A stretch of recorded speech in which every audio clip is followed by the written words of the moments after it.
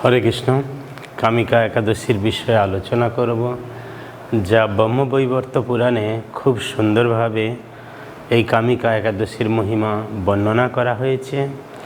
তবে 2026 সালে 9ই আগস্ট রবিবার কামিকা একাদশী ব্রত পালিত হবে। পারণ পরের দিন 10ই আগস্ট সোমবার ভোর 5:12 থেকে 8:03 মধ্যে। যুধিষ্ঠির মহারাজ পরম পুরুষোত্তম ভগবান শ্রীকৃষ্ণকে জিজ্ঞাসা করছেন, হে গোবিন্দ, হে বাসুদেব, শ্রাবণ মাসের কৃষ্ণপক্ষের একাদশীর নাম কি, তার মহিমা কি, কৃপাপূর্বক আমার কাছে বর্ণনা করুন। তা শুনে পরম পুরুষোত্তম ভগবান শ্রীকৃষ্ণ উত্তর প্রদান করলেন, হে মহারাজ যুধিষ্ঠির, শ্রাবণ মাসের কৃষ্ণপক্ষের একাদশী কামিকা নামে বিখ্যাত। একসময় ব্রহ্মার কাছে ভক্তশ্রেষ্ঠ নারদ এই কামিকা একাদশীর বিষয়ে প্রশ্ন করেছিলেন। শ্রাবণ মাসের কৃষ্ণপক্ষের একাদশীর নাম কি, এর আরাধ্য দেবকে, এই ব্রতের ফলে কি পুণ্য লাভ হয়, সবিস্তারে আমি জানতে ইচ্ছা প্রকাশ করি।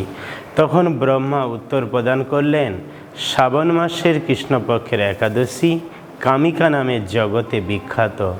এই একাদশীর মাহাত্ম্য শ্রবণের ফলে বাজপেয় যজ্ঞের ফল লাভ হয়।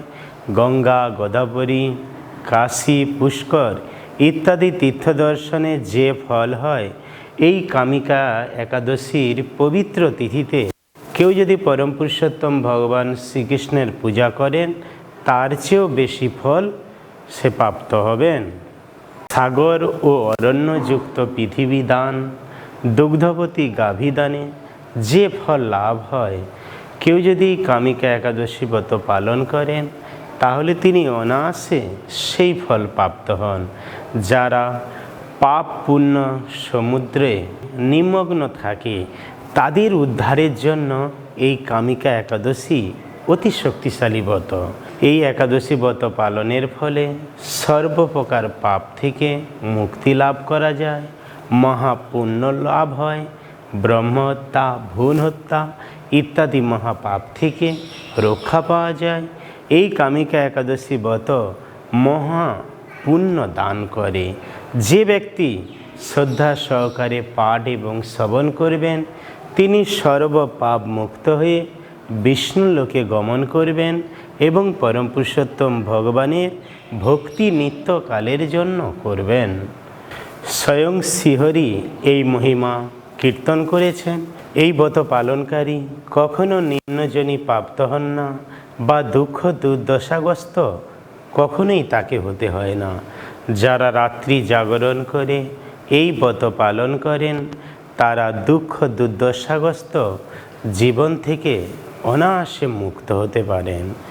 যে ব্যক্তি কামিকা একাদশীর দিন পরমেশ্বর ভগবানকে দীপদান করবেন, তার যে পুণ্যের হিসাব এমনকি চিত্রগুপ্ত পর্যন্ত করতে পারে না। তারপর ব্রহ্মদেব তুলসী দেবীর মহিমা বর্ণনা করছেন। তুলসী পাতা দিয়ে যিনি ভগবানের পূজা করবেন, তিনি পদ্ম পাতার মতো নির্লিপ্ত থাকবেন। তুলসী পাতা দিয়ে ভগবানের সেবা করলে ভগবান যত প্রসন্ন হন, মণি মুক্তাদি মূল্যবান রত্নের মাধ্যমেও ভগবান তত প্রসন্ন হন না। যিনি কেশবকে তুলসী পাতা দিয়ে পূজা করেন, তার জন্মার্জিত সমস্ত পাপ অনায়াসে ক্ষয়প্রাপ্ত হয়। যে ব্যক্তি প্রতিদিন তুলসী দেবীকে দর্শন করেন, তার সমস্ত পাপ রাশি অনায়াসে বিদূরিত হয়। যিনি তুলসী দেবীকে স্পর্শ করেন, তার পাপময় শরীর অনায়াসে পবিত্র হয়। তাকে প্রণাম করলে সমস্ত রোগ দূর হয়। সিঞ্চন করলে যমরাজ তার কাছে আসতে ভয় পায়। শ্রীহরি চরণে তুলসী অর্পিত হলে ভগবত ভক্তি লাভ হয়।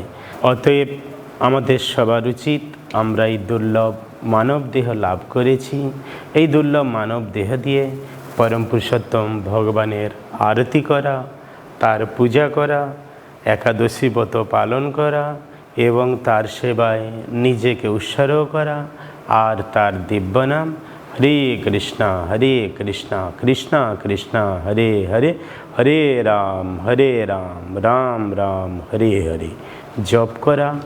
তাহলে আমরা সমস্ত প্রকার পাপ থেকে মুক্ত হয়ে ভগবানের ধামে ফিরে যেতে পারব। হরে কৃষ্ণ।